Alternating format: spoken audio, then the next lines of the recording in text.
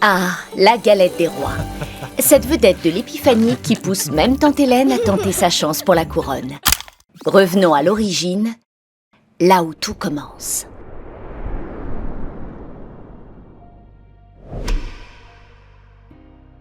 Et tu as bien raison de te poser la question, Jean.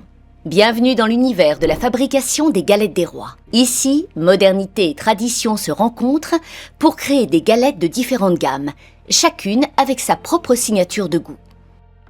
Et surtout, n'en perds pas une miette, Céline. Observez cette pâte se mélanger, s'entrelacer, presque danser dans le pétrin. C'est là que nous veillons à ce que l'équilibre soit parfait. Ensuite, c'est l'étape de l'extrusion. Ici, la pâte fraîchement pétrie va commencer son voyage.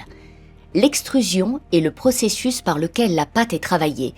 C'est un peu comme utiliser une presse à pâte, mais à une échelle industrielle. Regardez comme la pâte se transforme. Sous une pression contrôlée, elle prend une forme et une épaisseur uniforme. Cette uniformité est cruciale. Elle assure que chaque galette aura la même qualité et le même feuilletage que nous attendons tous. À la sortie de l'extrudeuse, la pâte est maintenant prête pour l'étape suivante. Elle a été façonnée avec précision, prête à recevoir le beurre et à être transformée en pâte feuilletée. Tout à fait, Marie. Alors plongeons-nous dans cette étape cruciale de notre processus, l'incorporation du beurre. Imaginez que nous n'utilisons pas de simples morceaux de beurre, mais des plaquettes généreuses. Terminons cette séquence sur une note de satisfaction.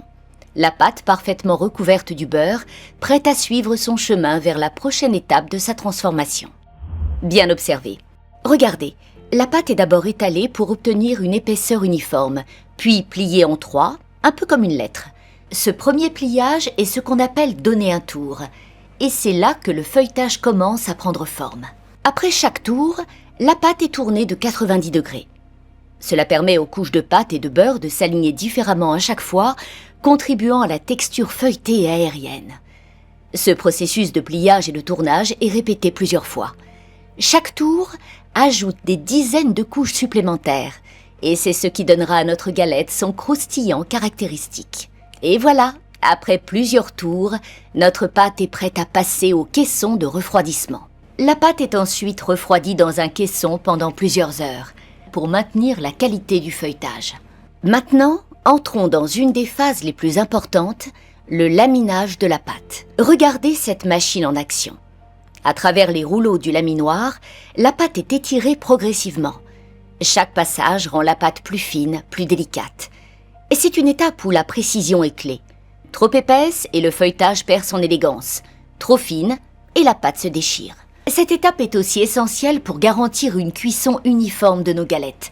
C'est la combinaison de la technologie moderne et de notre savoir-faire, ce qui nous permet d'atteindre cette qualité constante. Et voici le résultat.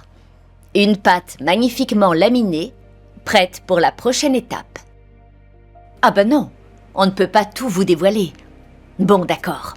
Pour notre recette, nous utilisons un mélange riche d'amandes finement moulues, de sucre, de beurre et d'œufs. Chaque ingrédient est choisi pour sa qualité et sa fraîcheur. Maintenant, la magie prend forme. La frangipane est soigneusement étalée sur la première couche de pâte.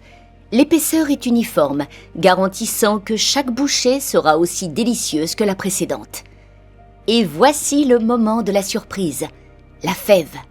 Discrètement glissée dans la frangipane, elle attend celui ou celle qui portera la couronne. Cette tradition simple ajoute un petit frisson d'excitation. Et pour finir, une autre couche de notre pâte feuilletée vient envelopper délicatement la frangipane. Cette étape d'assemblage est cruciale. Elle doit être réalisée avec soin pour que la galette cuise de manière uniforme et que la frangipane reste bien en place. Voilà, notre galette est prête pour les dernières touches avant de partir au four.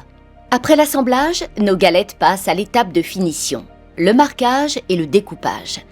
C'est ici que chaque galette reçoit sa signature visuelle. Ensuite vient le découpage. Avec une précision chirurgicale, nos machines découpent chaque galette, s'assurant que chacune d'elles sera parfaite, que ce soit en termes de présentation ou de dégustation. Et pas d'inquiétude, les chutes de galettes sont bien entendu récupérées et réutilisées pour une autre. Maintenant, nos galettes entrent dans la phase de surgélation pour préserver la fraîcheur et la saveur de nos galettes. La clé c'est de surgeler rapidement les galettes à des températures entre -28 et -30 degrés Celsius. Cela permet de conserver la texture croustillante du feuilletage et la douceur de la frangipane, assurant ainsi que chaque galette que vous ouvrez soit aussi bonne que si elle venait tout juste d'être cuite. Et oui Mathieu, on fait les choses bien jusqu'au bout. Nous voici donc arrivés au conditionnement. Chaque galette est emballée à la main.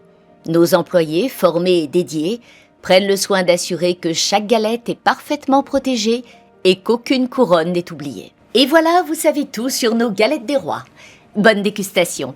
Et qui sait, peut-être serez-vous le prochain roi ou la prochaine reine.